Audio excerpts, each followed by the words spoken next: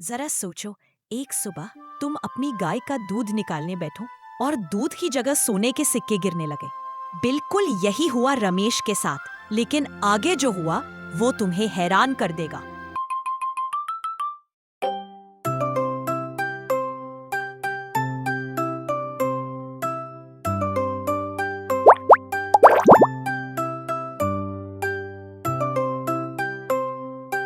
शांत और हरे भरे गांव ढोलकपुर में, जहां चारों ओर लहराते खेत थे, ऊंचे नारियल के पेड़ हवा में झूमते थे और मिट्टी के छोटे छोटे घर कतार में खड़े थे, वहां एक सादे दिल का नौजवान रहता था जिसका नाम था रमेश। रमेश की उम्र लगभग 28 साल थी। दुबला पतला, साधारण कपड़ों में, पर चेहरे पर हमेशा मुस्कान रहती थी। उसके पास ज्यादा कुछ नहीं था। उसकी छोटी सी झोपड़ी गांव के किनारे थी, जहां एक शांत तालाब था जिस पर कमल के फूल तैरते थे। लेकिन गरीबी के बावजूद रमेश ने कभी शिकायत नहीं की। हर सुबह जब सूरज की पहली किरण खेतों पर पड़ती, वह आंखें खोलकर अपने हाथ फैलाता और मुस्कुराकर कहता, वाह, एक और खूबसूरत दिन शुरू हो गया। रमेश के पास सिर्फ एक साथी थी, उसकी प्यारी गाय, जिसका नाम था गौरी। गौरी कोई आम गाय नहीं थी। उसकी खाल दूध जैसी सफेद थी, बड़ी भूरी आंखों में सदा शांति, ममता और विश्वास झलकता था। रमेश उसे जानवर नहीं, दोस्त मानता था। वह अक्सर कहता, अगर गौरी खुश है तो मेरी दुनिया खुश है। हर दिन वह उसे चारा खिलाता, उससे बातें करता और बदले में गौरी उसे दूध देती, गाढ़ा, मीठा और सुगंधित दूध, जिसे वह बाजार में बेचकर कुछ पैसे कमा लेता। उन्हीं पैसों से वह चावल, दाल और गुड़ खरीदता। जिंदगी सादी थी पर सुकून भरी थी।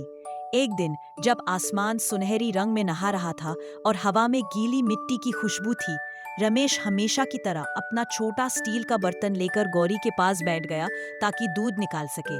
वह प्यार से बोला, चलो गौरी, आज का दिन शुरू करते हैं। लेकिन जैसे ही उसने हल्का सा दबाव दिया, एक अनोखी बात हुई। दूध की जगह बर्तन में एक सुनहरा सिक्का छनक के साथ गिरा। रमेश की आंखें फैल गईं। उसने दोबारा कोशिश की, एक और सिक्का, फिर तीसरा।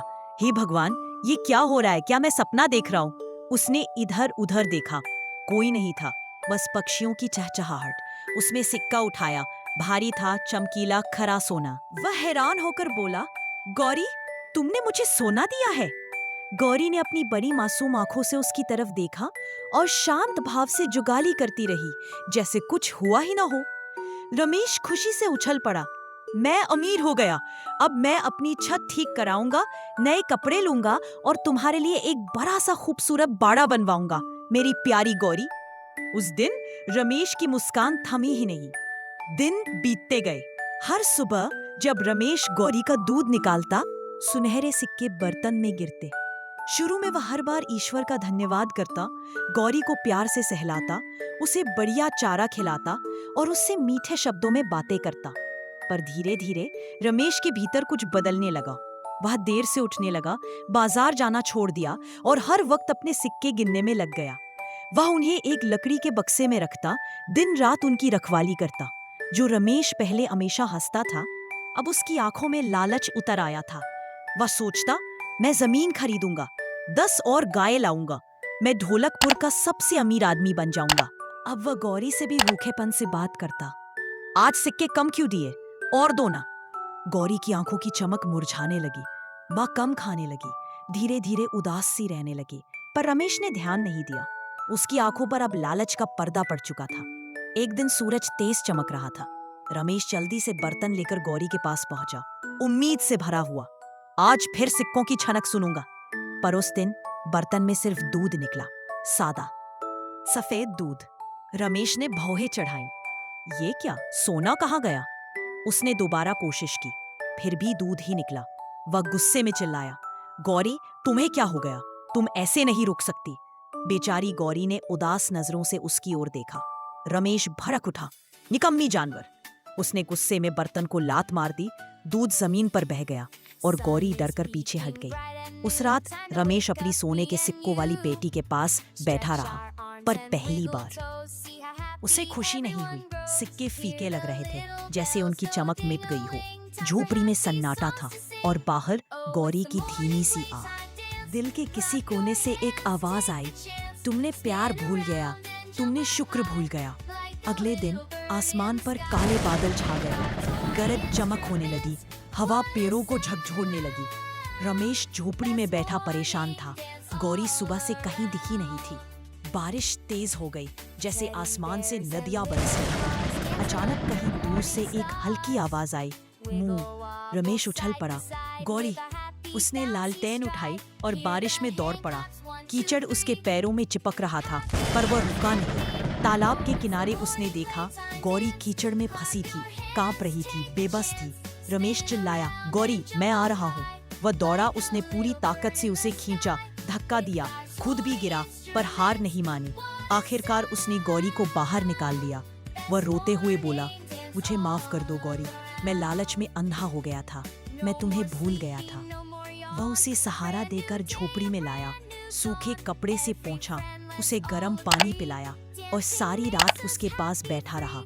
धीरे धीरे उसकी आंखों से नींद गायब हो गई और दिल से अहंकार। अगली सुबह आसमान साफ था, पेड़ों से बारिश की बूंदें टपक रही थी और चिड़िया चहचहा रही थी। रमेश ने देखा, गौरी दरवाजे पर खड़ी थी, शांति से। उसने हल्के से सिर हिलाया, जैसे कह रही हो, सब ठीक है।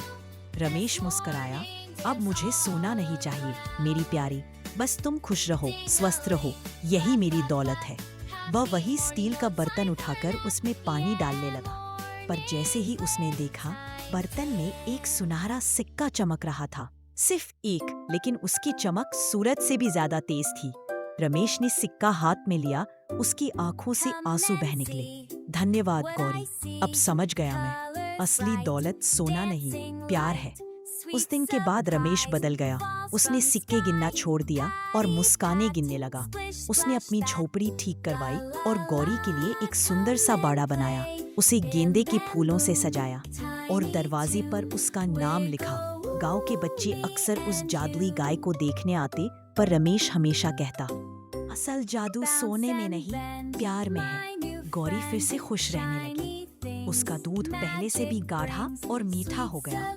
कभी कभी जब रमेश प्यार से उसके सिर पर हाथ फेरता, तो दूध के बर्तन में एक सुनहरा सिक्का चुपचाप दिखाई दे जाता।